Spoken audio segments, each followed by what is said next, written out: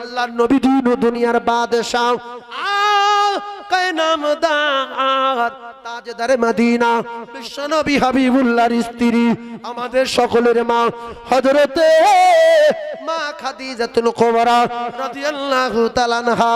ও ভাবিরা, খালারা, রাসূলুল্লাহর জন্য কোথায় মক্কা আর কোথায় গারে হীরা, সেখান থেকে পাহাড় বেবে স্বামীর জন্য খাদ্য খাবার নিয়ে যেতেন। আল্লাহর কসম, কিতাবে লেখা।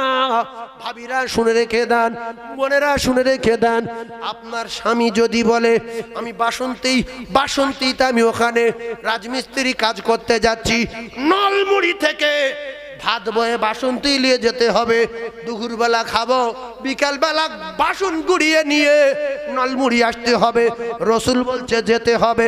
স্বামী বলেছে তুমি নলমুড়ি থেকে বাসন্তী যাও, বাপের বেটি বিশ্বনবী হাবিবুল্লাহ আকায়ে নামদার তাজদারে মদিনার খাবার নিয়ে যেতে যেতে পায়ের চামড়া কেলিয়ে যাচ্ছে, দরদর করে রক্ত বার হচ্ছে।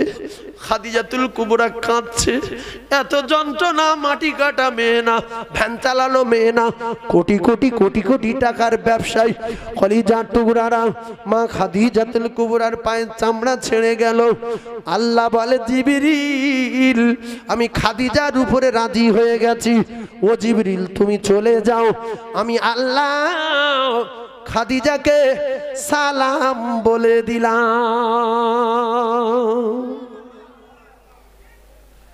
আল্লাহ মা খাদিজা সালাম দিয়েছে না দেয়নি? জোরে বলেন। শুধু স্বামীর খিদমতে, স্বামীর খিদমত। স্বামীটা ছিলেন আল্লাহর দোস্ত। স্বামীটাকে জোরে বলেন কে? আল্লাহর দোস্ত। এই জন্য ভাবি, বাসন্তী যদি ভাত নিয়ে যেতে হয়, স্বামী যদি বলে হাঁটতে হবে, বারকা পরে হাঁটো, পায়ের চামড়া কেলিয়ে যাক স্বামীর জন্য। রাসূলুল্লাহর জন্য মা খাদিজা চামড়া কেলিয়ে গেছে না যায়নি? এ তো এখনকার 3 ভাগ ভাবি মাটি কাটার মেয়ে, ভ্যানওয়ালার মেয়ে, টোটোলার মেয়ে, ফকিরের মেয়ে। আর মা খাদিজা মদিনার বাদশা, হাজার হাজার মানুষ কাজ করত, স্বয়ং রাসূলুল্লাহ কাজ করেছে মা খাদিজার বাড়িতে দুটো খাবার জন্য। আবু তালিব বলছে, খাদিজা একটা টাকা লাগবে না, আমার ছোট ভাইয়ের ছেলে, ওর আব্বা নাই, ওর মা নাই, ওর দাদু মারা গেছে, আমার কাছে দিয়ে গেছে, আমি ঠিক মতো খেতে দিতে পারি না, তুমি যদি দুটো খানা খেতে দাও আমি খুব খুশি হব, পয়সা লাগবে না।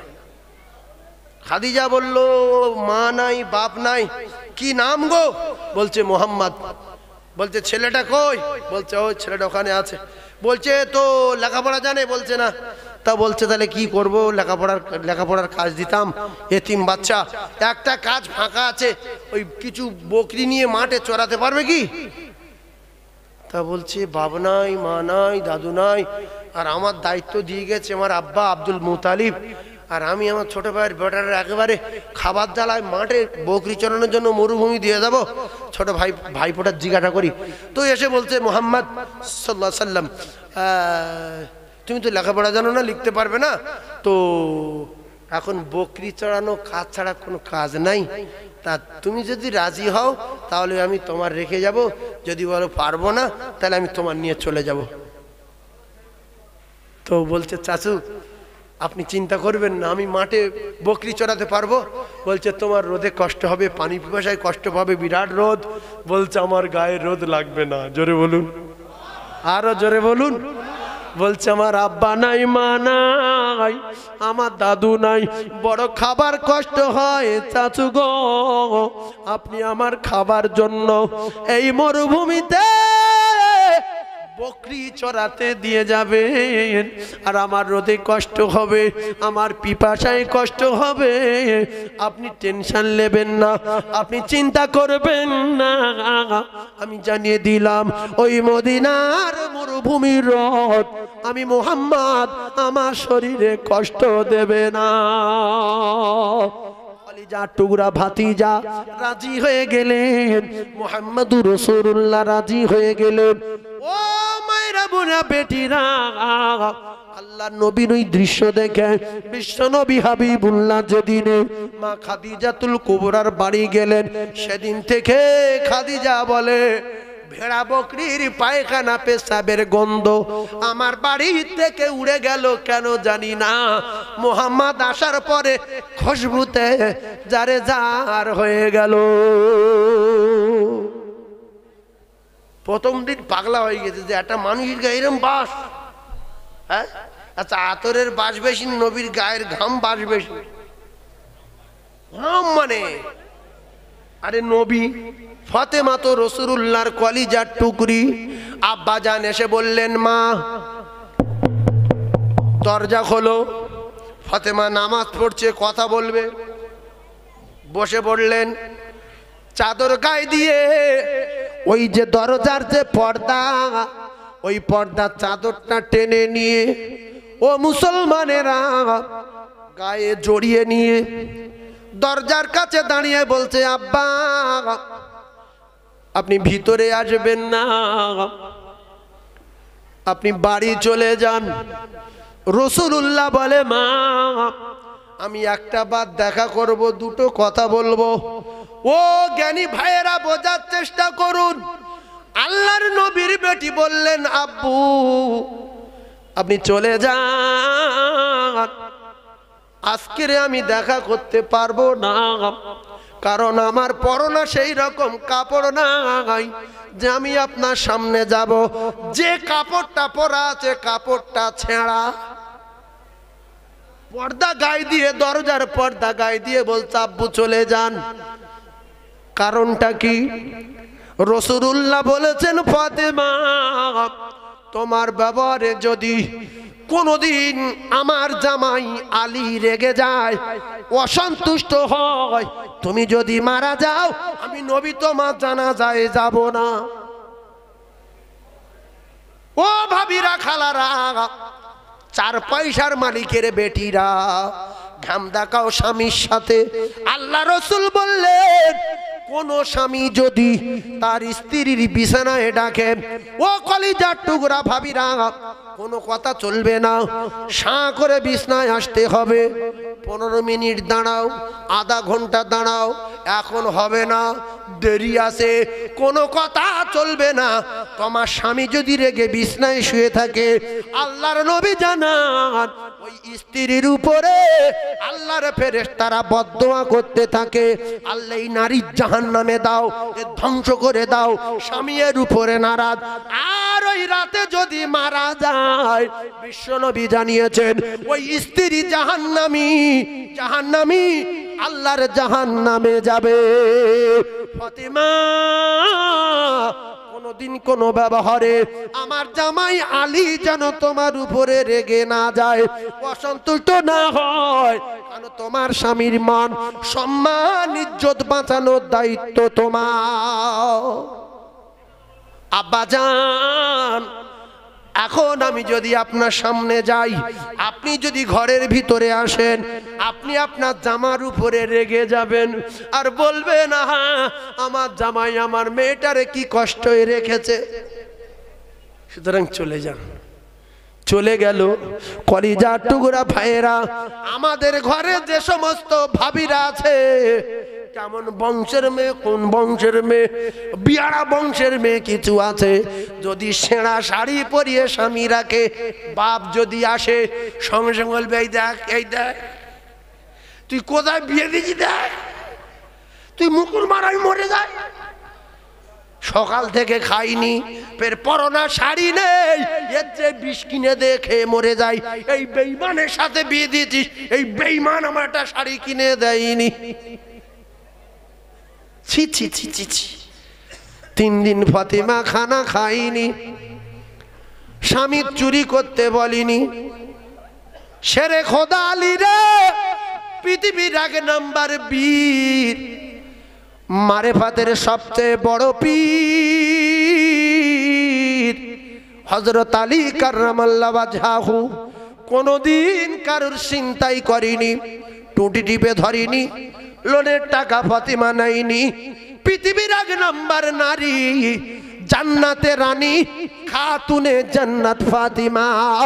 কিতাবে লেখা তামাম পৃথিবীর যত নারী আমল করে ইবাদত করে আল্লাহ আল্লাহ রাসূলকে খুশি করে আল্লাহর জান্নাতে যাবে, সমস্ত নারীদের সরদারিনী হবেন যিনি, তিনি হলেন নবী নন্দিনী জান্নাতি রানী ফাতিমা। জোরে বলো। একটা মেয়ে কি এরকম হতে পারে না? দুপুরবেলা খায়নি, বিকেলে সুদির টাকা নিচ্ছে, আমার সুদ দাও, একটু কুকুরে পায়খানা খাবো দাও। ছি ছি ছি ছি ছি। ফাতিমা তু জোহরা বাচ্চাদের কান্না সহ্য করতে পারেন না গো। ফাতিমা বলে স্বামী গো, হাসান কাঁধে মারা যাব, হুসাইন কাঁধে বাজবো না, আপনি এক কাজ করুন, আমার আব্বা জানের দেওয়া চাদর এইটা নিয়ে বিক্রি করুন, যদি 2-4 টাকা 5 টাকা দেয় তাহলে মদিনার বাজার থেকে আটা কিনে আনবেন। আপনার তো কয়েকদিন খাওয়া নাই, আমি ফাতিমা আমার খাওয়া নাই, হাসান হোসেন বাঁচবে না। ও কলিজার টুকরারা, ছেঁড়া পোশাকে ওই অবস্থায় কাকুতি মিনতি করে হযরতে আলী কাররামাল্লাহু ওয়াজহাহু চাদর নিয়ে গেলেন মদিনার বাজারে। আলী কাররামাল্লাহু ওয়াজহু বলেন, নবী নন্দিনীর চাদর, নবীর বেটির চাদর, হাসান হুসাইনের মায়ের চাদর, নবীর দেওয়া চাদর, এই চাদরটা আজকে বিক্রি করব। শের খোদা আলী বললেন ক টাকা? ও কলিজার টুকরা ভাইরা, খরিদ্দার বললেন ক টাকা? শেরে খোদা আলী বললেন 6 টাকা। শিক্ষা নেন, না মানেন শিক্ষা নেন, একটু গরমটা আদা দিয়ে, চিনি ছাড়া। ভাই নবীর দেওয়া চাদর সবার নেওয়ার আশা আছে না নাই? 6 টাকা নেন, খুব খুশি, বাজারে যাচ্ছে, একটা ফকির এসে বলছে, আলী আমি কয়েকদিন খাইনি, কিছু আছে দাও। মিথ্যা কথা বলবে না দেবে? কথা বলেন। আমরা হলো তো সঙ্গে সঙ্গে ফকির ধরে বাঁধুম যে কার কাজ চাইছিস তুই, আমার খবর জানিস, তুই আমার কাছে টাকা চাইছিস, মারতো না মারতো না। 3 দিন না খাওয়া চাদর বিক্রি করে 6 টাকায় আটা কিনতে যাচ্ছে। আমরা হলে কেউ দিতাম না, সঙ্গে সঙ্গে ফকির মেরে জানানো যে তোর চাওয়া স্বাদ মিটে দেবো। তো 2 টাকা দিয়ে দিল। আসে আর ক টাকা? 4 টাকা। ফের একটা ফকির আসলো, বাবু কয়েকদিন খাওয়া নেই। আসে, শুধু বলছে আসে, যাটা না বলুক শুধু তার অবস্থা হবে, মিথ্যাবাদী হয়ে যাবে।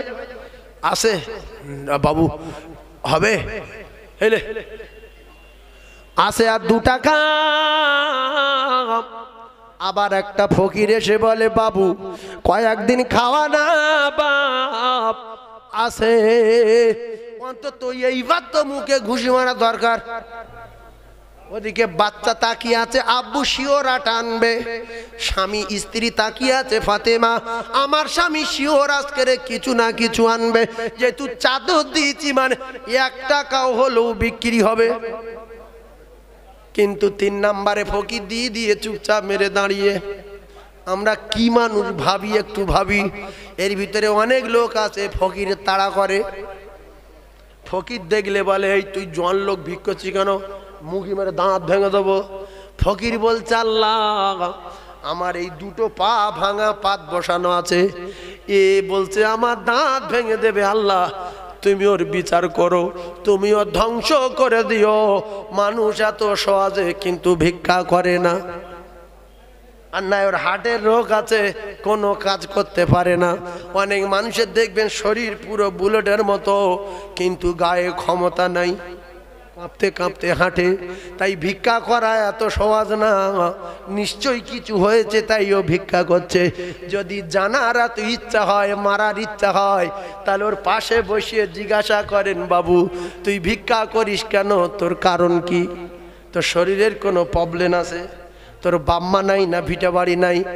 ভাইয়েরা আমার, বাবাজিরা, ওয়াকারণে যারা ফকিরের রাস করে মারতে যায়, এদের মারবে আমার আল্লাহ। হয় অ্যাক্সিডেন্টে মরবে, নাই হার্ট অ্যাটাকে মরবে, নাই ফকিরের বদদোয়ায় মরবে। পৃথিবীর কারোর বাপ ঠেকাতে পারবে না। রাসূলুল্লাহ বলেছেন, দাওয়াতুল মাজলুমের দোয়া 7 আসমান ভেদ করে আল্লাহ পাকের আরশ আজিমে যায়, মাঝখানে কোথাও কোনো পর্দায় আটকানো যায় না।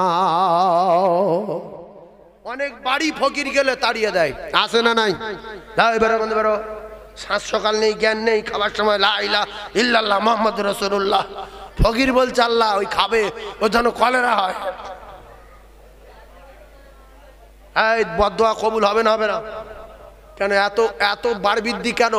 আরো খাবার সময় ফকিরে ডাকেন, যাবা হ্যাঁ ফকিরে মেয়ে ভাত খেয়েছো মা? না বাবা খাইনি বাবা। আয় আয় বাবা, এই ওখানে বস। আপনার বিছনায় বসাতে হবে না, আপনার কাছে বসাতে হবে না, একটা প্লাস্টিকের থালা নিয়ে হ্যাঁ বারান্দার কোলে দুটো ভাত দেন, ও খুশি হয়ে দোয়া করবে, মালিক এর বড় করো, এ ব্যবসা করে আল্লাহ, যে কাজ করে আল্লাহর কাজে অনেক টাকা দিও। ও তো বরকত ফরকত বোঝে না, হাং মাং করে যা বলতে বলছে, অনেক টাকা দেবে, এর ভালো করবে, এর বাড়ি বালা মুসিবত দূর করবে। কালকের অ্যাক্সিডেন্ট হতো, কালকে আপনার হার্ট অ্যাটাক হতো, কালকের স্ট্রোক হতো, আল্লাহর কসম ফকিরের দোয়া আল্লাহর দরবারে কবুল হয়, ওই মজলুমের দর ওসিলায় আল্লাহ বালা দূর করে দেবে। জোরে বল। সেজন্য ও কলাক টাকার খানা খেত, এক মুঠো ভাত। ফকির তো 14 টাকা খেয়ে তবু বলে খাইনি, ওই 8 কোটার বেশি খেতে পারবি। ও পাশের বাড়ি খেয়েছে শাক ভাত দিয়ে, আপনার বাড়ি গোশ খাচ্ছেন থেকে বলছে বাবা আমি খাইনি। ওয়া বুঝতে পারেননি? দেখো 8 কোটা ভাত আর 1 পিস গোশ, আপনার কি বংশ ধ্বংস হয়ে গেল? মসজিদে শুনে রেখে দেন, খাওয়া দিতে হবে না, বিচার আল্লাহ করবে। মসজিদে অনেক শুক্রবার বিদেশি লোক আসে, অনেক লোক ভয়েতে জিজ্ঞাসা করে না যে আপনার বাড়ি কোথায়, যদি ফট করে খাবো বলে বংশ ধ্বংস হয়ে যাবে আমার।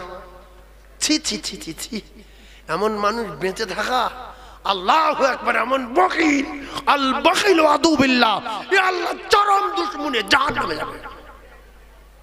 রাসূল বললেন সাহাবারা, আমার টোটাল বিবিদের কারো ঘরে এক শস্য পরিমাণ খাবার নাই, মেহমান খাওয়াতে হবে। একজন সাহাবী হাত তুললেন, সাহাবী বাড়ি গেলেন, স্ত্রী বলছো বাড়িতে খাবার আছে তো? বলছে খাবার কিচ্ছু নাই, শুধু কটা বাচ্চাদের জন্য একটুখানি খাবার আছে। বলছে আলহামদুলিল্লাহ, এই মেহমানটা রাসূলুল্লাহর মেহমান, তুমি তাড়াতাড়ি করে ওইটুকুনি ব্যবস্থা করো আর বাতি নিভিয়ে দাও, ঘরে লাইট নিভিয়ে দাও, যে কোনো অজুহাতে। হাদিস পাক এসছে, লাইট নিভিয়ে দিল, নিজেদের সেই বাচ্চাদের খানা, স্বামী স্ত্রী খানা নাই, বাচ্চাদের খানাটুকু যেই খেয়ে নিল অন্ধকারে, সঙ্গে সঙ্গে লাইট জ্বালিয়ে দিও। রাসূলুল্লাহ বলেন আমার আল্লাহ, আমার আল্লাহর আরশ খুশিতে ভাগে ভাগ হয়ে গেল। জোরে বলুন সুবহানাল্লাহ, আরো জোরে বলেন না সুবহানাল্লাহ। রাসূলুল্লাহ বলেছেন এই মেহমান, এই মুসাফির যদি বাড়ি নিয়ে যাও, ও যা দোয়া করবে আপনার বাড়ির জন্য আল্লাহ পাকের দরবারে লাইতে সেকেন্ডের মধ্যে কবুল হয়ে যাবে, মাঝখানে কোথাও কোনো পর্দায় আটকানো যাবে না। শেরে খোদা আলী দাঁড়িয়ে বকিলের খাতার থেকে নাম কেটে দেন, কৃপণের খাতার থেকে নাম কেটে দেন। শেরে খোদা আলী রে দাঁড়িয়ে বাড়ি যেতে পারবে না, এমত অবস্থায় দেখা গেল শেরে খোদা আলী কাররামাল্লাহু ওয়াজহাহু ওইভাবে চুপচাপ বেড়ে দাঁড়িয়ে। একদল উটওয়ালারা আসছে, বলছে ও নবীর জামাই, তুমি মন মেজাজ খারাপ করে দাঁড়িয়ে আছো কি উট টুট কিনবে বলে? আবার রাগ বাড়বে না কমবে? এই জন্য ক্ষমতা থাকলে সব জায়গায় রাগ দেখানো ঠিক না, ক্ষমতা দেখানো ঠিক না। ক্ষমতা সেকেন্ডের ভিতরে আল্লাহ ছিনিয়ে নিতে পারে, পারে না? পারে না? ক্ষমতা দেখি একজনের মারলে, মেরে বাইক চালিয়ে স্টার্ট দিয়ে শাঁ করে ঘুরলে, চাঁ করে লরি তরে চলে গেলে, শাঁ করে মরে গেলে, হ্যাঁ ক্ষমতা দেখানো ঠিক না। হযরত আলী তো উঠে বলতে পারতো যে ফকির যেরম লেগেছে তোরা সেরম লেগেছিস কি? আমার কি যাই তাই ভেবেছিস নাকি? আমার চিনিস আমি কে? পৃথিবীর 1 নম্বর বীর, আল্লাহ আমার বাপ করে পাঠিয়েছে। না, ধৈর্য ধারণ করলো, বলছে বাবু আমি তো উট কিনতে পারবো না, আমার কাছে কিচ্ছু নাই বাবু। বলছে আপনি যদি উট নেন তাহলে আপনার বাকি দেব, কারণ আপনি খুব ভালো মানুষ, আপনি নবীর জামাই, ফাতেমার স্বামী, হাসান হুসেনের আব্বা, ফ্রেশ মানুষ, নেবেন বাকি নেবেন? হযরত আলী দেখছি যে এত বড় উট যদি বাকি দেয়, যদি 2-4 টাকা লাভ হয় তাহলে হাঁটা কেনা যাবে। বলছে বাকি দেবেন? বলছে হ্যাঁ। তো বলছে কোনটা নেবেন? বলছে এই বড় উটটা কত? বলছে 6 টাকা। হ্যাঁ দেন দেন দেন, টাকা কিন্তু আমি বিক্রি করে দেবো। বলছে হ্যাঁ। বাজারে নিয়ে গেল হযরত আলীর উট, সবাই এসে হাজির হয়ে গেল খরিদ্দার। আলী বলছে উটের দাম আমি প্রথমে বললাম 60 টাকা, কুমো কুমে যদি 10 টাকায় আসে, 7 টাকায় আসে, তবু 1 টাকা লাভ হবে, 6 টাকা ফিরিয়ে দেব। কিন্তু আল্লাহর কুদরত বোঝা বড় দায়, 60 টাকা বলার সাথে সাথে খরিদ্দার টাকা বার করে দেয়। জোরে বলুন। এই বলছে 60 টাকা, বলছে বলেন টাকা লাভ। আল্লাহর কুদরত, আল্লাহর কুদরত পরীক্ষা। তো বললো টাকা, যেই 60 টাকা দিল সাঁ করে চলে আসলো মুটলাদের কাছে, 6 টাকা দিয়ে দিল, আর কাছে ছিল ক টাকা? 54 টাকা। এই 54 টাকা নিয়ে মদিনার বাজারে অনেকগুলো মাল সামান কিনে মাথায় করে নিয়ে বাড়ি আসে আলী। ফাতিমা তু জোহরা বলছে দাঁড়ান, এই যে শুধু স্বামী হয়ে হলাই মারা না, আর গিন্নি হয়ে শুধু ভ ভ করা না। স্বামীকে বলছে দাঁড়ান। কে বলছে?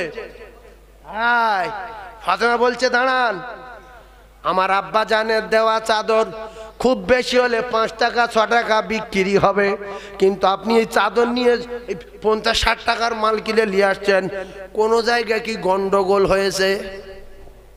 আগে খাওয়া দাওয়া নেই, মাথা গরম লোক কোথায়, শক্তিশালী লোক কোথায় কার মেরে ধরে কেড়ে আনলো, না কার দোকানে মাল নিয়ে আসছে টেনে, এ তো চাদরে তো এত টাকা দাম না। তখন শেরে খোদা আলী শুরু থেকে ঘটনা বলতে শুরু করলো। ঠান্ডা মাথায় বোঝেন, এখনকার ভাবিদের স্বামীরা যদি রাতের বেলা বাক্স চুরি করে নিয়ে আসে, শুধু বলবে মাল গুছাবে আর বলবে কেউ তো দেখা পায়নি, বলে না, বলছে চেপে যাও, আগে আলমারির তলা ঢুকিয়ে দেই। বলছে এক কাজ করো, এই ঘরের ভিতরে একটা গাড্ডা করো, করে রাতের ভিতরে মার্বেল লাগিয়ে দাও, কেউ যেন বুঝতে না পারে। ও ভাবি রে,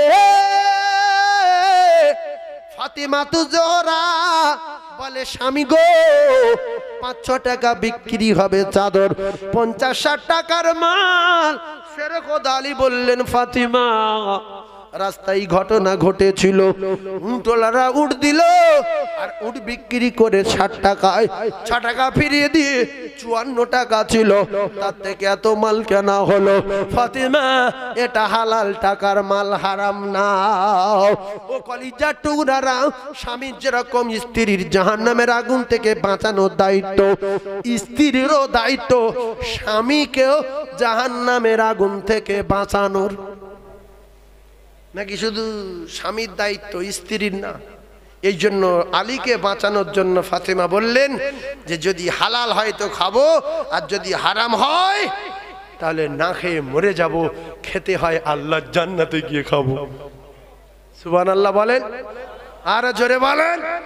আচ্ছা, এখনকার যা নামাজি, 100-র ভিতরে 95টা নামাজি তাহাজ্জুদ পড়তে যাওয়ার সময়, আর এই মানে বর্ষাকালে আষাঢ় শ্রাবণ মাসে ভোরের বেলা নামাজ পড়তে যাচ্ছিল, একটা 2 কেজি ওজনের কাতলা মাছ জলকর থেকে লাম মেরে পিছে রাস্তায় পড়েছে। ছেড়ে দেবে বল মনে হয়?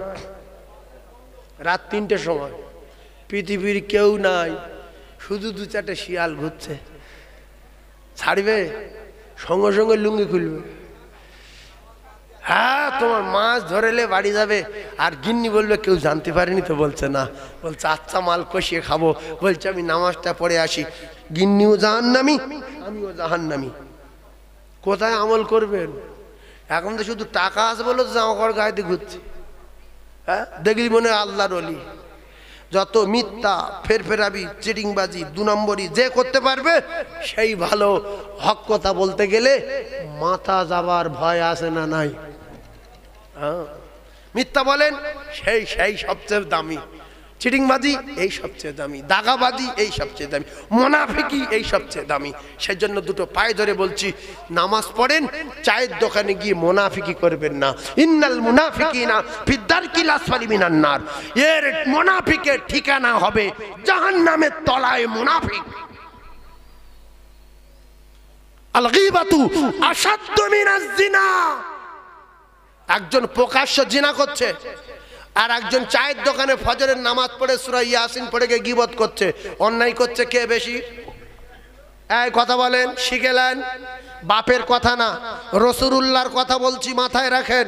একজন তাহাজ্জুদ পড়ে গিয়ে চায়ের দোকানে বসে বসে গীবত করছে আর একজন গোপনে জিনা করছে। অন্যায় কে বেশি করছে? বাপের বেটা। এখনো ভালো মানুষ আছে, জ্ঞানী মানুষ আছে যে গীবত করছে, ওই হলো হচ্ছে বেশি অন্যায় করছে।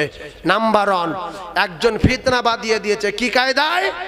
আপনার বাড়ি এই পাশের গ্রাম কি গো, এই পাশে রানীগাছি, রানীগাছির একটা ছেলে নলমুড়ির থেকে বাড়ি যাওয়ার সময় ওই রানীগাছির ছেলেটা বাড়ি যেতে যেতে রাস্তায় একজনের সঙ্গে দেখা হলো। সেই নলমুড়ির মোড়ের একটা দোকানদারের কথা বলল, যে দোকানদার বলছে তোর বাপ নাকি আগে চুরি করতো। কিন্তু দোকানদার কিচ্ছু জানে না, শিখে রেখে দেন। তো বলছে আমার বাপ চুরি করতো। কে বলেছে? বলছে কেন, এই চার দোকানদার বলেছে। আর তোরা নাকি বাড়ি করেছি নাকি ডাকাতি করে। তো বলছে সত্যি বলেছে। বলছে এই মা খাগি দাঁড়িয়ে বলছে, আমি শুনে আসছি এক্ষুনি। আর তুই নাকি ডেলি মদ খাস শুনছি নাকি। তো বলে কে বলেছে? বলছো তুই বলছো বাড়ি গিয়ে দা লেছে, দা নিয়ে আস্তে আস্তে করে এসে বলছে আমার বাপ চুরি করে ঘর করেছে। বলেছে কে বলেছে? ওইভাবে মেরেছে, একেবারে মাথা উড়ে গেছে। আশঙ্কা কথা বললে মাথা আগুন জ্বালানো জ্বলে না, মেরেছে মাথা উড়ে গেছে।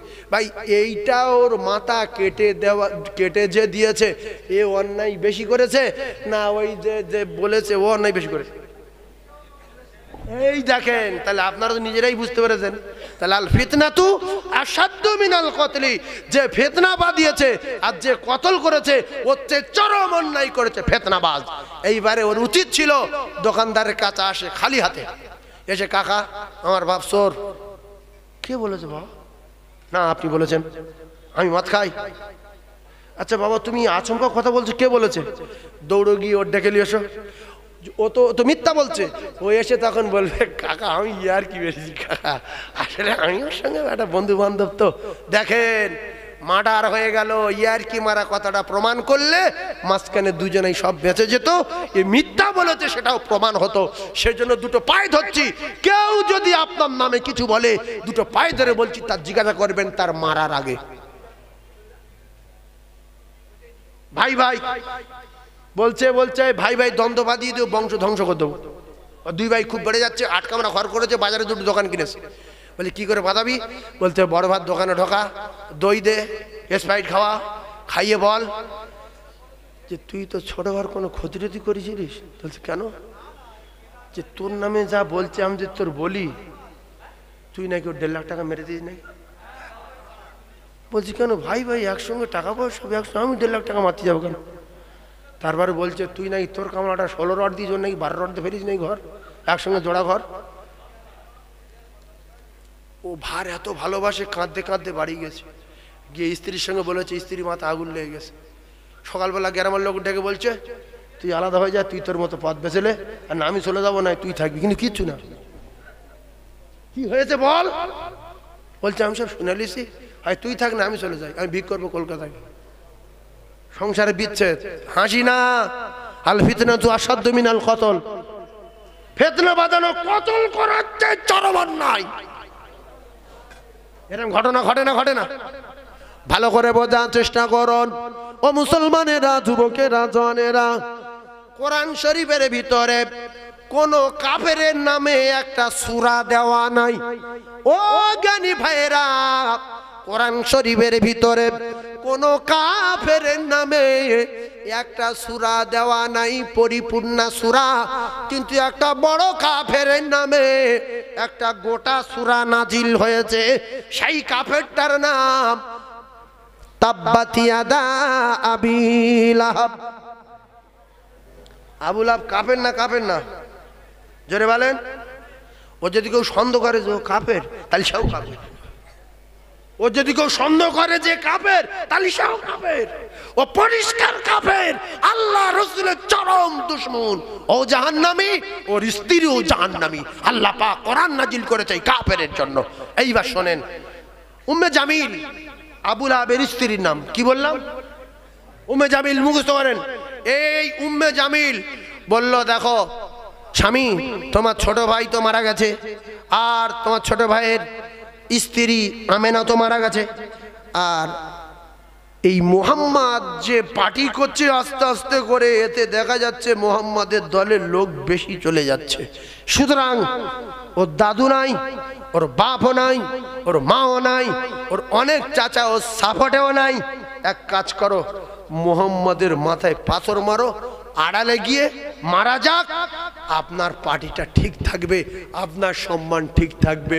মেরি গিন্নির কথা শুনে, অনেক অনেক স্বামী আছে গিন্নির কথা শুনে নিজের ভাইয়ের মার্ডার করলো, গিন্নির কথা শুনে পাশের বাড়ির লোকের সঙ্গে মারামারি করলো, করার পরে বংশ ধ্বংস হলো, স্বামী স্ত্রী জেলে গেল। এই জন্য মেয়েরা হলো শয়তানের জাল। এদের কথা শুনে ঝাট করে কোনো কাজে মাথা দেবেন না, গন্ডগোল হবে। মানুষের প্রথম মানুষ বাপ আদম স্ত্রীর কথা শুনে ফেসে গেছে। হ্যাঁ, কথা ঠিক বলেছে, ভুল বলেছে? স্ত্রীর কথা প্রথম মানব আদম আলাইহিস সালাম। স্ত্রীকে ইবলিস বুঝিয়েছে যে তোমরা যদি জান্নাতে থাকতে চাও, তাহলে আল্লাহ যে ফলটা খেতে নিষেধ করেছে ওইটা খেয়ে নাও, নাইলে খুব তাড়াতাড়ি বার করে দেবে। ওই খেতে নিষেধ করেছে মানে কি? বার করে দেবে। হাওয়া বলছে আমরা এখান থেকে যাব না, এত সুন্দর জায়গা, ফল খেতেই হবে, যে কোনো কায়দায় স্বামীকে বুঝিয়ে খাওয়াবই, কথা দিলাম। দেখো কি অবস্থা, দেখো স্বামীকে বুঝিয়ে পড়িয়ে ফল খাইয়ে দিল। তাহলে মেয়ে ছেলের কাছে পাম পম দিয়ে বেঈমান আজাজিল ভাই ভাই মার্ডার করাবে, গ্রামের লোকের সঙ্গে বিচ্ছেদ করাবে, বন্ধু বান্ধব বিচ্ছেদ করাবে। এই বিশ্বাসঘাতক নারী, নারীর অবস্থাটা এইবার দেখেন। আমি বলছি ভাইরা আমার, বাবাদিরা, ঠান্ডা মাথায় বোঝার চেষ্টা করুন। ও কলিজার টুকরারা, একের পর এক তথ্য দেব, নিশ্চয়ই আপনাদের ভালো লাগবে। একটাবার মহব্বতে দরুদ শরীফ পড়ুন। আল্লাহুম্মা, জোরে বলেন, জোরে বলেন, নবীর প্রেমে জোরে বলেন।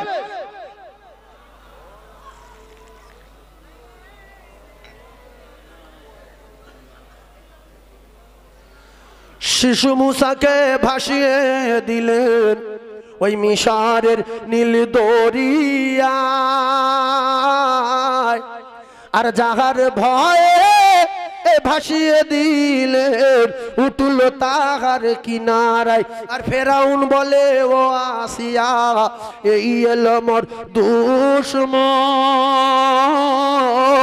যারা গো মনে ভাঙবে আমার এই সিংহাসন। যত বড় বাবু গিন্নির কাছে কাবু। ফেরাউন লক্ষ লক্ষ বাচ্চা জবাই করেছে, অরিজিনাল বাচ্চার মেরে দেব বলে। যেদিন অরিজিনাল বাচ্চা ফেরাউনের কাছে গেছে, আসিয়া বুঝিয়ে স্বামীকে কাবু করে দেছে। এই জন্য যত বাবু হও, ঘুরে বাড়ি আসবে, গিন্নি কাবু করে দেবে। নিজের ভাই টাকা চাইছে, ফিরিয়ে দিল। আর যখন গিন্নির ভাই টাকা চাইছে, স্ত্রী তখন বুঝিয়ে দিল, ও তোমায় খুব ভালোবাসে, খুব সৎ আমার ভাই, আমি জানি। 50,000 টাকা দাও, 1 সপ্তাহের ভিতরে দিয়ে দেবে। তুমি আমার সোনার স্বামী, দাও, আল্লাহ তোমার ভালো করবে। শাট করে 50 দিয়ে দিল। পরের সপ্তাহে টাকা চাচ্ছে। এইবারে সেই শালা বলছে, তুই তোমার বোনাই, তার 14 টাকা দেখেই নি তুই, ওইরকম করছিস কেন? আমি কি চলে যাচ্ছি? হ্যাঁ, তো তখন বলছে, এই দেখ, তুই বললি 1 সপ্তাহ দিয়ে দেবে, সেখান বলছে 14 বুড়ি তুলছে। কি রে, তোর কথা শুনে দিল? বলছে ওটি মাথা ঘরের মধ্যে দেয়, তুমি কেন শর্টপাট করছো কেন? তোমার এখন এটিএমে 1.5 লাখ, আমার কাছে রয়েছে 2 লাখ, তোর নিয়ে তো কি হয়েছে?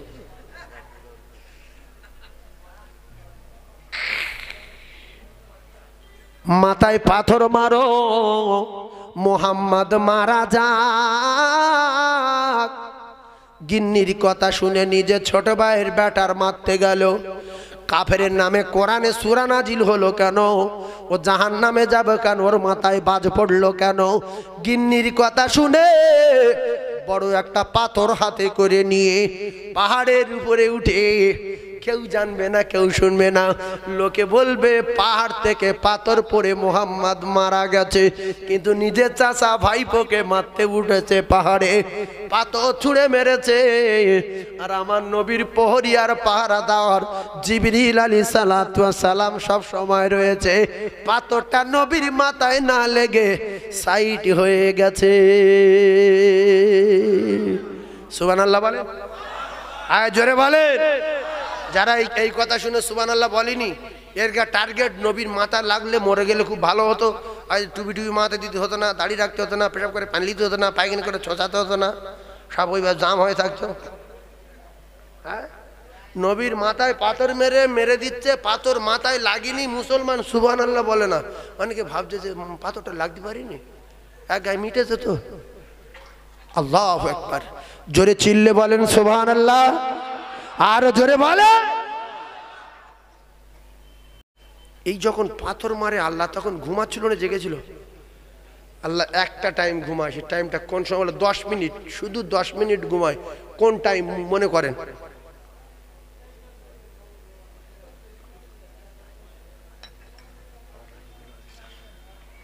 ওয়াজ করি এখন, কোথায় কি পানি গরম হয়নি, ওয়াজ করি খান্ডে, আর ওয়াজ করবো না, ছেড়ে দেবো। বলতে রাকিবুল আজিজ হুজুর আসবে, টাইম হয়ে গেছে, আটু বলবো কি? হ্যাঁ, সবাই বলতে বলছে তো, আটু বলবো? হ্যাঁ, মজার কথা, আমার দরুদ শরীফ আল্লাহুম্মা বলছি, আমি সব জানি, দাঁড়ান একটু ওয়াজ করি। এই কথা হাবশা পেটেও দিছ। আমার আল্লাহ বলেন, লা তাখুযুহু সিনাতু ওয়ালা নাওম। আমার আল্লাহ ঘুমায় না, ঘুম ভাব নাই, তন্দ্রা নাই, নিদ্রা নাই। ও কলিজার টুকরারা, আমার আল্লাহ বলেন, ও মুসা আলাইহিস সালাতু ওয়াস সালাম আমার আল্লাহকে বললেন, আল্লাহ, ও গো আমার আল্লাহ, আমি যতবার আপনার সঙ্গে কথা বলতে আসি, ততবার যখন যে সময় আসি, শুধু দেখি আপনি জেগে আছেন, আপনার কি ঘুম টুম লাগে না? কে বলছে? মুসা নবী আল্লাহর বলছে যে আমি কোন সময় দেখলাম না যে আপনি ঘুমাচ্ছেন, আপনি ঘুমান না। আল্লাহ বলছে, মুসা এক কাজ করো, এই পানির গ্লাসটা হাতে করে ধরো তো। পানির গ্লাস হাতে দিলেন, ঘুমের বললেন ঘুম মুসাকে ধরো। যেই ঘুম মুসা নবী ধরেছে, গ্লাস পড়ে কুচে গেছে। আল্লাহ বলেন, ঘুম মুসাকে ছেড়ে দাও। ঘুম ছেড়ে দিল। আল্লাহ বলে, মুসা গ্লাস, বলছে আল্লাহ ঘুমিয়ে পড়েছিল, কুচে গেছে। আল্লাহ বলছে, মুসা তুমি আমার জিজ্ঞাসা করছো ঘুমাও না, তোমার একটা গ্লাসের দায়িত্ব দিলাম, সেকেন্ডের ভিতরে কুচে দিলে দায়িত্ব নিয়ে রাখতে পারলে না? আমার দায়িত্ব কতটা? পুরো ভারতবর্ষের না?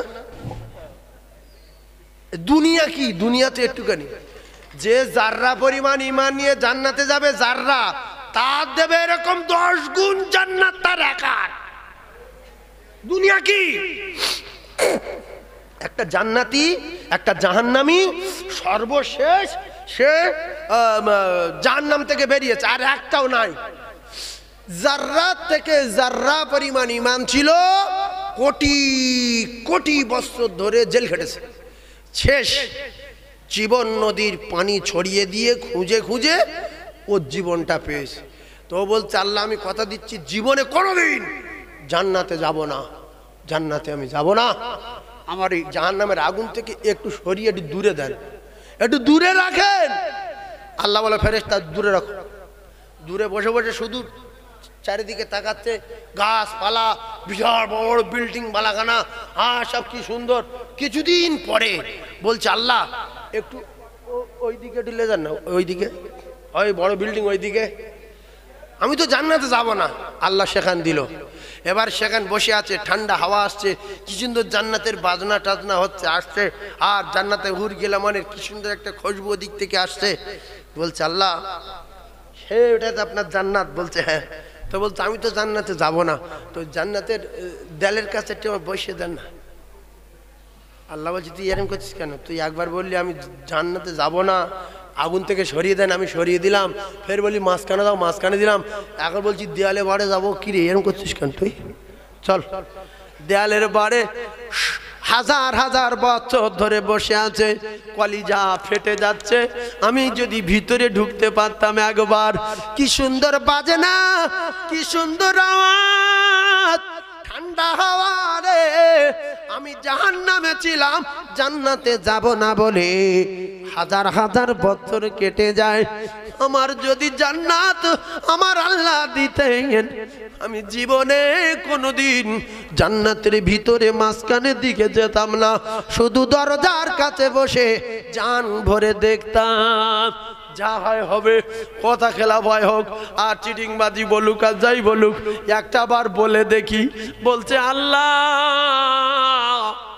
জান্নাতে আমি যাব না, কিন্তু একটা কথা আমি আপনার সঙ্গে বলতে চাই। আল্লাহ বলে কি বলবি বল বান্দা। বান্দা বলছে আল্লাহ যদি আপনি আমার এই জান্নাতে দরজা খুলে দরজার কোলে বসিয়ে দেন, আপনার কাছে কেউ কি কৈফিয়ত নেবে? আল্লাহ বলছে না। বলছে যদি দরজা খুলে আমার দরজার পাশে বসিয়ে দেন, আপনার কি কোনো ক্ষতি হবে? আল্লাহ বলছে না। কাঁদছে আর বলছে আল্লাহ আমি জাহান্নামের আগুনের ভয়তে জান্নাতে যাব না বলছিলাম, কিন্তু এত ঠান্ডা হাওয়া, এত খুশবু, এত ভালো লাগছে আমার, দরজাটা খুলে একটু দরজার কাছে বসিয়ে দেন, আর আমি কোনোদিন কিছু বলবো না। আল্লাহ রহমতের দরিয়ায় জোশ মেরে দিয়ে আল্লাহ বলে বান্দা আয় আয় আয়, আমি আল্লাহ আমার জান্নাতের দরজা খুলে দিয়ে জান্নাতের দরজার কাছে তোর বসিয়ে দিলাম।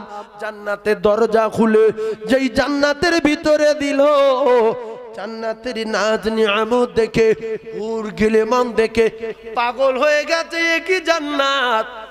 একটু সামনের দিকে যেতে লাগলো। আল্লাহ বলে দাঁড়া, তুই বসবা বলে আগিয়ে যাচ্ছিস কেন? তুই তো অনেক কাঁদা কাটা করে বসবো বললি। বলে আল্লাহ এখানটায় বসবো, আর জীবনে দূরে যাব না, একবারে দেয়ালের কাছে না বসে একটু আগিয়ে যাচ্ছি, কোনোদিন উঠবো না বলে। আল্লাহ বলে বান্দা রে, এ জান্নাত তোর না, এ জান্নাত তোর জন্য না, এ তো অনেক বড় জান্নাত। তুই তো সর্বশেষ জাহান্নামী। জাররা থেকে জাররা পরিমাণ ঈমান নিয়ে তুই এত বড় জান্নাতে যেতে পারবি না। তোর যে জান্নাতটা রেখেছি আমি আল্লাহ, ওই জান্নাতটা ছোট্ট জান্নাত, এই জান্নাতটা তোর কিতাবে লেখা আছে। ওই জান্নাতটা হবে এই রকম পৃথিবীর 10 গুণ একটা জান্নাত। ওই নিম্নমানের জান্নাতেরই নামায় আমাল আমার আল্লাহ দিয়ে দেবে। সেজন্য ভালো হয়ে যান। পাথর মারলো, লাগলো না, আল্লাহ ঘুমায় না, আল্লাহ দেখলো না, দেখে আল্লাহ সঙ্গে সঙ্গে আল্লাহ বলল আমার দোস্ত তুই পাথর মারলি, মেরে দেবে বলে। আবুল আহাব, আল্লাহ সূরা নাজিল করলেন বেঈমানের নামে, তাব্বাত ইয়াদা আবি লাহাব। ও কলিজা টুকরারা, জেনা যারা করে আর গীবত যারা করে, জেনা করাচ্ছে গীবত করার পাপ ডবল। ও কলিজা টুকরারা, মার্ডার যারা করে আর যারা ফিতনা বাঁধিয়ে মার্ডার করায়, ওদের চেয়ে এরা আরো চরম অন্যায় করে। আপনারা প্রমাণ করলেন পাথর মেরেছে এক হাতে, আল্লাহ বললেন ইয়াদা, ওর দুটো হাতে, ও দুটো হাত ধ্বংস হয়ে যাক। কলিজা টুকরা ভাইরা, কারণ হলো কিতাবে লেখা এক হাতে যখন পাথর মারলো, এই হাতটা তখন নড়েছে। এই হাতে পাথর মেরেছে, এই হাতটা নড়েছে না নড়িনি? এই যে একটা পাথর নিলাম, এ হাত নড়ছে না নড়ে না? জোরে বলেন। আল্লাহর ফায়সালা দেখেন, এ হাতে পাথর মেরেছে আমার নবীর দিকে, এই হাতটা নড়েছে, তুই নড়েছিস বলে তুইও ধ্বংস হয়ে যা। একজন জেনা করছে আর একজন রাস্তায় ডিউটি দিচ্ছে, বলছে তুই জেনা ব্যভিচারী কর, আমি রাস্তায় দাঁড়িয়ে আছি, যেই লোক আসবে গোলা খাগড়ি মারবো, তুই রেডি হয়ে যাবি।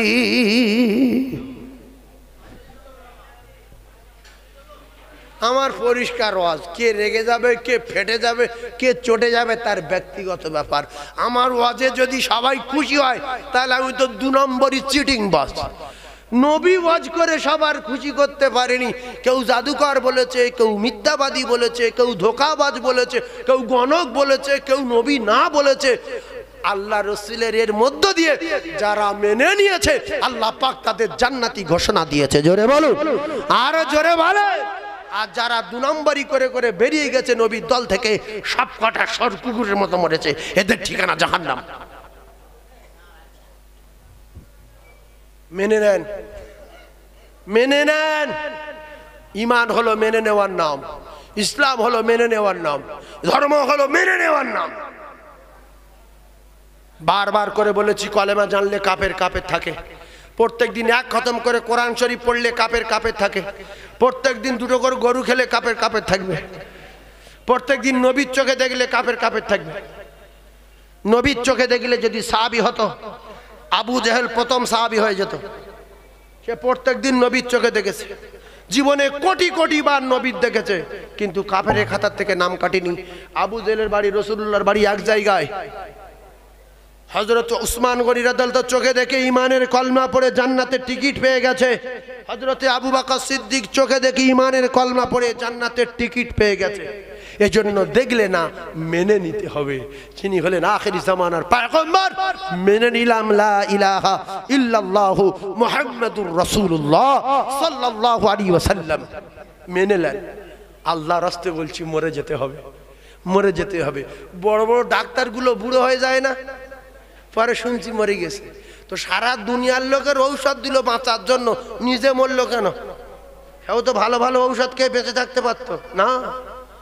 ঔষধের বাপের ক্ষমতা নাই কোনো মানুষের বাঁচিয়ে রাখতে পারে, একমাত্র বাঁচিয়ে রাখেন আমার আল্লাহ। যদি ঔষধে কারোর বাঁচাতো, প্রত্যেক দেশের প্রধানমন্ত্রীগুলো টাকার বলে ঔষধ খেয়ে খেয়ে বেঁচে থাকতো। বা বড় বড় ডাক্তার যদি মানুষকে বাঁচাতে পারতো, অন্তত প্রত্যেক দিন 4টে ডাক্তার রেখে এক একটা ডাক্তারের 2 কোটি করে টাকা দিয়ে অন্তত ওরাই বেঁচে থাকতো। কারণ প্রধানমন্ত্রীদের টাকার অভাব নেই, শুধু বেঁচে থাকার অভাব। এই জন্য সবাই মরে যাব, সবাই মরে যাব, সবাই মরে যাব, সবাই মরে যাব। তাহলে 2টো হাত ধ্বংস হলো কেন? এই হাতটা মেরেছে, এই হাতটা নড়েছে। এ সুদ দিয়েছে, ও সুদ নিয়েছে। এ জেনা করেছে, আরে পাহারা দিচ্ছে, গলা খাঁকড়ি মারবো। দুর্মুখ, ফিরি গলা খাঁকড়ি দিয়ে হচ্ছে, চরম অন্যায় করছে। তো এইটি আসে না নাই, এ ফিরি গলা খাঁকড়ি দিচ্ছে, ফিরি। ভাইয়েরা আমার, বাবাদিরা, সোনার মানিকেরাও, খুব ঠান্ডা মাথায় বোঝার চেষ্টা করুন। ইয়াউমা ফিরুল মাররু মিন আখি ওয়া উম্মিহি ওয়া আবিহি ওয়া সাহিবাতিহি ওয়া বানি।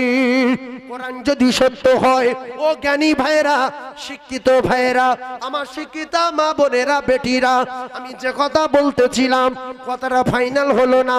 কোন স্বামী যদি তার স্ত্রীর বিছনায় ডাকে, মনে রেখে দেন, নবীর মেম্বারে বসে কথা দিয়ে যাচ্ছি, যদি স্বামী স্ত্রী 2 নম্বরই করে, এখন হবে না, এখন যাব না, সিরিয়ালটা বাকি আছে, এখন মোবাইলে 15 মিনিট বাকি আছে, এই সিরিয়ালটা শেষ হয়ে যাক, এই বইটা শেষ হয়ে যাক। স্বামী ডাকছে, বলছে দাঁড়াও, হাঁসের গুঁড়ো দিচ্ছি। স্বামী ডাকছে, বলছে দাঁড়াও, উঠোন ঝাঁট দিচ্ছি। তোমার কপালে আগুন লাগবে। স্বামী ডাকার সাথে সাথে তোমার চলে যেতে হবে। যদিও তুমি নফল নামাজ পড়ো, নামাজ ছেড়ে দাও, নামাজ ছেড়ে দাও, স্বামীর ডাকে সাড়া দাও। ছাড়াও নামাজ, মুখ্য নারী বলে আমি গুনে দিচ্ছি, আমি বই দেখছি। তাহলে স্বামীর চেয়ে তোমার এই বইয়ের মহব্বত বেশি হয়ে গেল, স্বামীর চেয়ে তোমার গুণের মহব্বত বেশি হয়ে গেল। স্বামী বিছনায় ডাকলে কোনো কথা নেই, ওইভাবে চলে যেতে হবে, কোনো কারণ ছাড়া। হয়তো স্ত্রী অসুবিধা হয়ে গেছে, কোনো একটা বিপদ হয়ে গেছে, এখন যাওয়া যাচ্ছে না, সে ব্যাপারটা আলাদা। যদি 2 নম্বরই করেছো, স্বামী যদি রেগে যায়, ওই নারীর জন্য সারা রাত আল্লাহর ফেরেশতারা বদদোয়া দিতে থাকে। রাতের বেলা যদি মারা যায়, স্ত্রী জাহান্নামী, স্ত্রী জাহান্নামী। এজন্য স্বামীকে খুশি করিয়ে যদি স্ত্রী মারা যায়, আল্লাহ রাসূল বলছে ওই স্ত্রী জান্নাতি, ওই স্ত্রী জান্নাতি, ওই স্ত্রী জান্নাতি। জোরে বলেন, হ্যাঁ জোরে বলেন।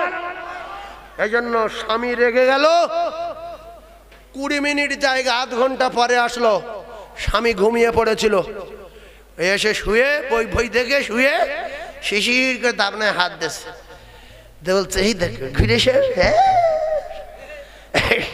আর ইয়ে তখন তো ঘুমুচ্ছিল, আর সেই রেগে শুয়েছে, কিন্তু ভালো করে হাদিস বোঝেন, রেগে শুয়েছে। তখন বলতে একটা মারি দাঁত গুঁড়ো কত একটা বাড়ি তোর আবার গায়ে হাত দিবেন সর। আল্লাহর কসম, নবী বলেছে সারা রাত ওই জাহান্নামী নারীর বদদোয়া করবে আল্লাহর ফেরেশতারা, আল্লাহর লানত বর্ষণ হবে। আর ওই রাতে যদি স্ত্রী মারা যায়, ওই স্ত্রী জাহান্নামে যাবে। নবী বললেন ফাতেমা, আলী যদি তোমার উপরে রেগে যায় আর তুমি যদি মারা যাও, আমি রাসূলুল্লাহ তোমার জানাজায় যাব না। এই জন্য মেয়েদের একটু আরবি শেখান। স্বামীর পাওয়ার কত, স্বামীর যোগ্যতা কত, স্বামীর ওজন কত, স্বামী ডাকলে যেতে হবে কিনা, নামাজ ছেড়ে নফল নামাজ ছেড়ে যেতে হবে কিনা, সব ছেড়ে দিয়ে স্বামীর খিদমত করতে হবে কিনা, এই জ্ঞান অর্জন করার জন্য একটু আরবি শেখানো দরকার আছে না নাই? এখন যার লেখাপড়া শিখছে শুধু কোন রকম মোবাইলটা চালানোর মতো, কোনটা টিপলে কি বাড়াবে, পাগল হয়ে গেল, অল্প বয়সে চোখ অন্ধ হয়ে গেল, সব শেষ হয়ে গেল। আমার কলিজার টুকরা ভাবিরা, স্বামীর মোহব্বত 100-র ভিতরে 99% মোবাইলের ভিতরে ঢুকে গেছে বলে তাই স্বামী ডাকলে যায় না, মোবাইলের মোহব্বত বেশি হয়ে গেছে। এই সিরিয়ালের মোহব্বত বেশি না স্বামীর মোহব্বত বেশি? স্বামীর। কিন্তু সিরিয়ালটা 10 মিনিট বাকি বলে স্বামী বলছে তাড়াতাড়ি আয়, ঘুমিয়ে পড়বো, তাড়াতাড়ি আয়, বলছে আর 10টা মিনিট দেরি করো। ও সারাদিন ভ্যান চাইলে এসে নেগলা লোক 10 মিনিট অপেক্ষা করতে করতে ঘুমিয়ে পড়েছে, আর রেগে রেগে ঘুমিয়েছে। আরে 15 মিনিট পরে গেছে, গিয়ে ঘাড়ে হাত দিয়ে ডাকছে, বলছে নেওয়ার গুঁতো মারবো, একটা বাড়ি তোর বাপের নাম বলে দেবো, গায়ে হাত দেবেন সর। সারা রাত ফেরেশতারা বদদোয়া করলো, রাতের বেলা যদি মরে যায় জাহান্নামী, জাহান্নামী, জাহান্নামী। ভাইরা আমার, বাবাজিরা, আর একটুখানি বলি, সোনাতাদেরা বোঝার চেষ্টা করুন। আমরা যে আতর মাখি, এই আতর যদি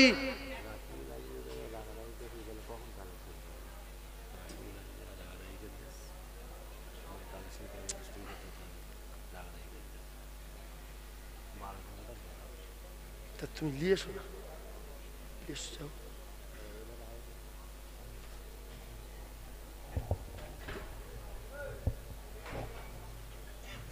আল্লাহু আকবার। আমার কলিজার টুকরা মুমিন, এটা মাদ্রাসার জলসা। আমার পরে যে হুজুরের আসার কথা, হুজুর এসছেন, তিনি ওয়াজ নসিহত করবেন। আর আমি সেই গালিব সাহেব হুজুরের সঙ্গে দীর্ঘ 7-8 বছর ধরে একসঙ্গে এলাকায় জলসা করতাম। শেষ বয়সে অন্ধ হয়ে যাওয়ার পরে আমার মোটর সাইকেলে উঠিয়ে নিয়ে আমি বহু ওয়াজ করেছি। ইন্তেকালের 2 দিন কিংবা 1 দিন আগে ওই নদী খালের ওপারে বড়ালিতে জলসা ছিল, ওখান থেকে জলসা করিয়ে আমি আমার মোটর সাইকেল নিয়ে হুজুরের কাঠের দোকানে নামিয়ে দিয়ে গেছি। আমার সঙ্গে বলছিল একটা 4 চাকা কিনবো, হজে যাব, অনেক কথা বলছিল। রাতের বেলা দেখি ভেলোরে যাব, চোখটা সুস্থ হয় কি, তারপরেই খবর পাচ্ছি হুজুর মারা গেলেন। তো হুজুর এই প্রতিষ্ঠানে আমার বহুবার দাওয়াত করেছেন, সেই থেকে আজ পর্যন্ত টুকটাক আমাদের বিশেষ করে মাওলানা কয়েস আর ওই নলমুড়ির কিছু মোহাব্বতের মানুষ আমার রয়েছে। আমি এত জেদ করি, আমার ছাড়ে না। আর আমি এই জায়গাটায় সেই গালিব সাহেব হুজুরের দোয়ায়, পীর মুর্শিদের দোয়ায় ওয়াজ করতে উঠলে ওয়াজ আর শেষ হয় না, আর আমি আর ছাড়তে পারি না। কি এবার আল্লাহই ভালো জানে। তো এখন হুজুর এসে গেছে, হুজুরের টাইম 12টায়, আমি 12টা 20 পর্যন্ত বলে দিয়েছি। আবার ফের হালকা কালেকশন। এই মাদ্রাসায় 3টে ছেলে পাগড়ি পেল। আমরা সবাই খুশি তো এতটুকু যে সদ্য কোরআনের হাফেজ হয়েছে 3 জন, আর একজন মাস্টার সাহেব সম্ভবত তিনি আল্লাহ পাকের কোরআন শরীফ ধরেছেন নাকি বলেন? হ্যাঁ, আল্লাহ পাকের কোরআন ধরেছে। এটা আপনাদের এলাকার মাদ্রাসার রেকর্ড। তো এই বাবুরা চলে যেও না। আর চাওয়ালা তুমি মাঝে মাঝে আমার এখানে দুটো চা দিতে পারো না? দেবে বাবু, দেবে যে হুজুর চালান, সব সব কথা বলে দিতে হয়। আমি কি ওয়াজ করলুম যে বুঝে নিতে হয় 5টা কাজ, শুধু টাকা নিলে হয় না, সাইডে একটু চা দিলে আরো সম্মান বাড়ে না বাড়ে না? সেই 5টা কাজ, দিব্যি মরে গেল পুকুরি পড়ে, চাকরি ছেড়ে গেল, আমার যদি চা দেয় কমিটির লোক খুশি হবে, আপনারা খুশি হবেন, ছেলেটার জ্ঞান আছে, এর ভিতরে ঘুরলে কেউ কিছু বলবে না। আর আমি যদি ফট করে বলি ভাই একদম চা বিক্রি করতে পারবো না, সরে যাও, ওদের ডিস্টার্ব হচ্ছে, সরে যাও, তোমার গিয়ে কিন্তু বাড়ি গিয়ে বসে থাকতে হবে। হ্যাঁ, কথা ঠিক না ভুল?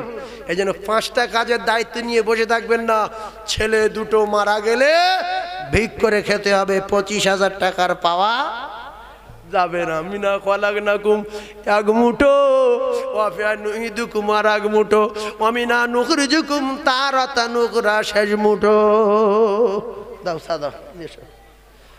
তো আমি বলছিলাম আমার সোনার চাঁদ ভাই, এই এতগুলো ক্যাসেট হচ্ছে তো এই তেঁতুলবাড়িয়া মাদ্রাসায় প্রায় 7 থেকে 8 লক্ষ 9 লক্ষ টাকা তুলেছি। আপনার এই বকুলতলা মাদ্রাসায় সেও এরকম 7-8 লক্ষ টাকা তুলেছি। ওরা শুনবে, এই আশপাশে এগুলো বলছি, জয়নগর থানা। এরপরে কালকের একটা মাদ্রাসায় গিয়েছিলাম চালতাবেড়ে, মুফতি আমিন উদ্দিন সাহেব হুজুরের মাদ্রাসা, কত টাকা উঠেছে আমি আর বলবো না। লাস্টে বলেছি তোরা দিসনি, আল্লাহর রাস্তায় বলছি চাঁদা দেওয়া বন্ধ কর। ওরা বলছে হুজুর কত নেবেন নেন, কত নেবেন, সে ওটা নামতে দেয় না। 3.5 ঘন্টা ওয়াজ করেছি। এই মিডিয়ায় যাচ্ছে, মিথ্যা বললে ওরা শুনবে, ওরা সব লাইভে আছে, সব লাইভে আছে।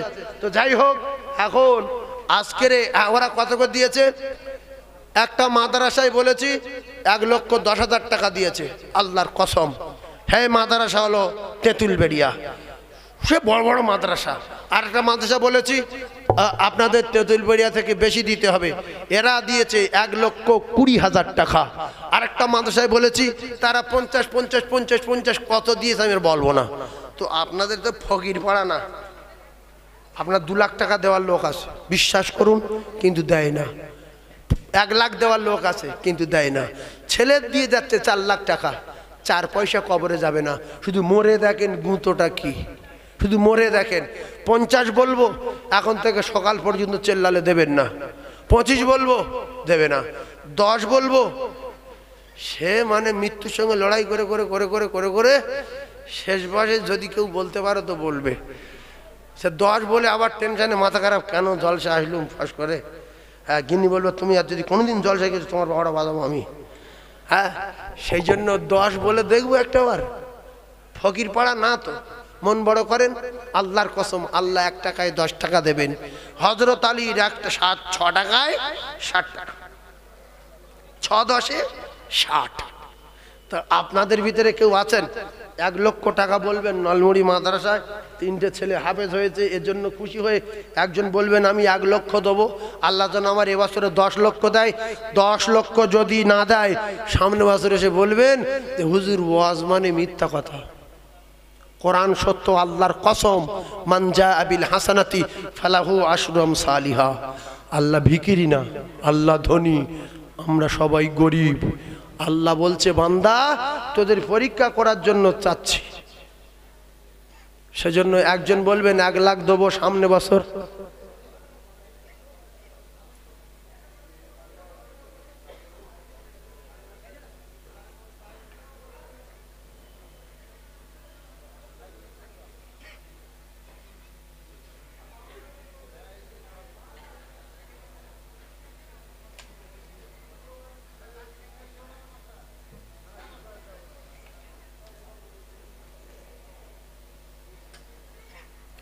এক লক্ষ টাকা একজন দেবেন? কি গো হুজুর আসছে? হ্যাঁ,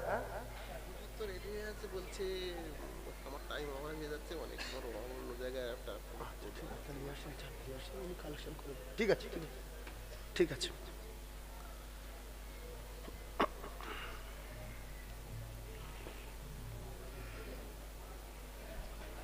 ভাই এখন আপনাদের সম্মুখে মাওলানা রাকিবুল আজিজ সাহেব মাঝেরহাট দরবার থেকে আসছেন, তিনি ওয়াজ নসিহত করবেন। তো এই যে মাদ্রাসার একটা কালেকশনের ব্যাপার প্রত্যেক বছর আমি করি, এবছর টার্গেট আমি করব। আমার টার্গেটটা আমি নিয়ে আছি। আমি উঠেছি মোটামুটি 10:30টায়, 5 মিনিট বাকি ছিল।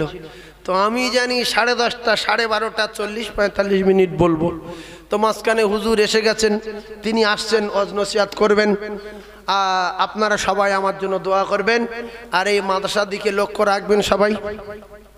জি, কে কে লক্ষ্য রাখবেন হাত তুলে দেখান তো। আল্লাহ হাতগুলো ছবি করুক, হাত তোলেন। যে হাত না তুলবেন হাতের বাড়া বাঁধাবো। আল্লাহ হাত তোলেন।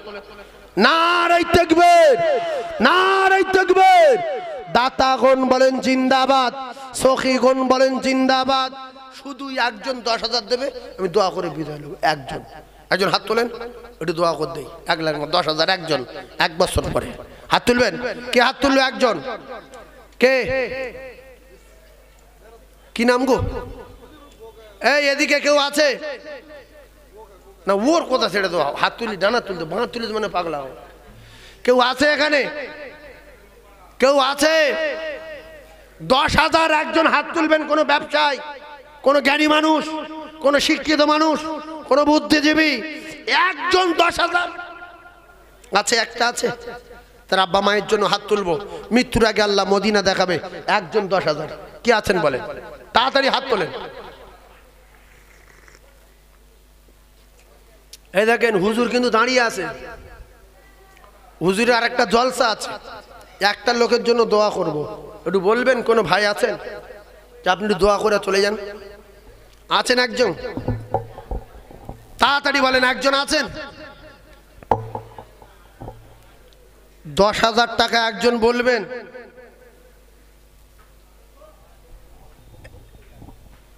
এই দেখেন, এই শামসুদ্দিন এখানে এসো, এখানে এসো।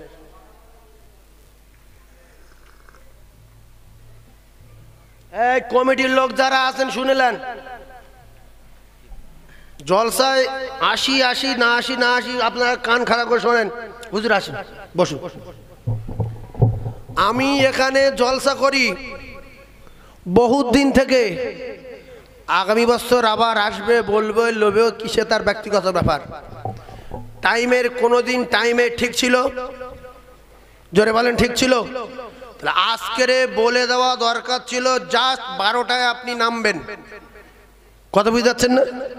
কিন্তু এবছরে 12টার সময়, তাহলে আমার তুলতে 12:30টায় 10:30টায়, তাহলে আমার 12টায় নামতে হবে। সেটা তো কানে কানে বলে দিতে হবে যে আপনার 12টায় নামতে হবে।